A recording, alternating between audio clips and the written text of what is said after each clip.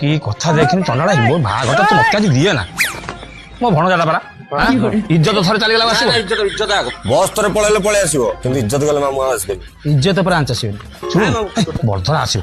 ବୁଝିଲୁ ଗୋଟେ ଶଳାଟା ପାଖରେ ବସିକି ପୂଜା ପାଠ ହବନି ପାଟିଟା ବାସିବ ସେ କଣ କହିବ ଶଳା ଗେଲ କରୁଛ ନା କଣ ଉଠା କି କଥା ଏ ପାଗନ ଇଏ ତମେ ମତେ ମୋ ଇଜ୍ଜତ ସାରିବ ମୋ ଇଜ୍ଜତ ଯିବ ତମ ପାଇଁ ଜଣାଗଲାଣି ଇଜ୍ଜତ ପରେ ମୁଁ କହିଲ କେବେ ଆଞ୍ଚ ଆସିବନି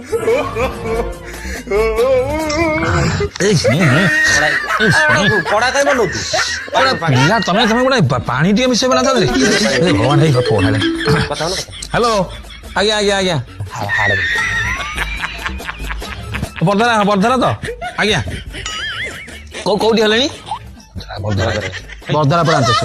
ହଁ ଆପଣ ବା ସେଇ ଯୋଉ ବରଗଛ ପାଖରୁ ଆପଣ ଲେଫ୍ଟ ନେବେ ଆଉ ତାଙ୍କୁ କହିବେ ସେଇ ଯୋଉ ମୁଁ ଭଣଜାକୁ ପଠଉଛି ସେ ଯାଉଛି ଆପଣଙ୍କୁ ନେଇ ଆସିବ ବାସ୍ ପାଗନ ପଳେଇବ ଆପଣଙ୍କୁ ନେଇ ଆସିବ ଆଉ କଣ ଏତେ ହାଡ଼ କଣ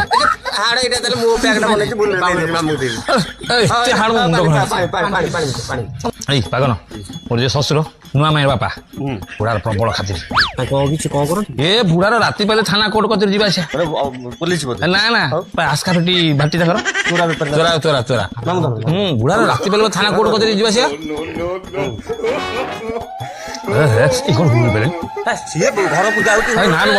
ଖାଲି ଏଇ ଦେଖ ଖର୍ଚ୍ଚ କରିବା କଥା କହୁଛି ମାଲ ପିଇବ ପଇସା ଖର୍ଚ୍ଚ କରିବା ଆମେ ବାଡେଇବି ଧରିକି ଗୋଟେ ସାନଟାକୁ ତୁ କଣ ଖର୍ଚ୍ଚ କରିବା କଥା କହୁଛୁ କାଇଁ ଧଉଛୁ କଣ ଆମେ ଭାବୁଛୁ ମତେ କଣ ତୁ କଣ ଖାଇବୁ କଣ ନା ବରା ଖାଇବୁ ଯଦି କହ ବରା ମଗେଇବୁ ହଉ ମନ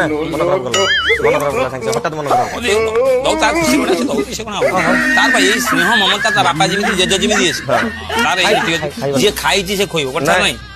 ଗତ ଥର ମତେ ଦେଇଗଲା ଗୋଟେ କଣ କହିଲ ସେ କଣ ସେ ମଦ ନା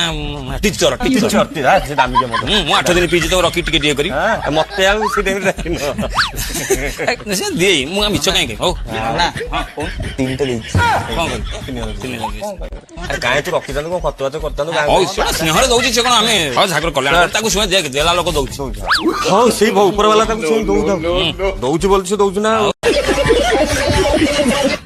ଇଏ କଣ ଖାଇବ ଉଷୁନା ତ ଘାଣ୍ଟ ଟିକେ ହେଲେ ବଢିଆ ହୁଅନ୍ତା କଣ ବା ରେଷ୍ଟୁରାଣ୍ଟ ନା ବଡ ବାରପତ୍ର ଭୋଜି ଖାଇବାକୁ ଆଇଛୁ ଆଗ ଗୋଟେ ଷ୍ଟାର୍ଟର କଣ ଟିକେ ଖାଇବା ନା ଆଉ ଭାଇ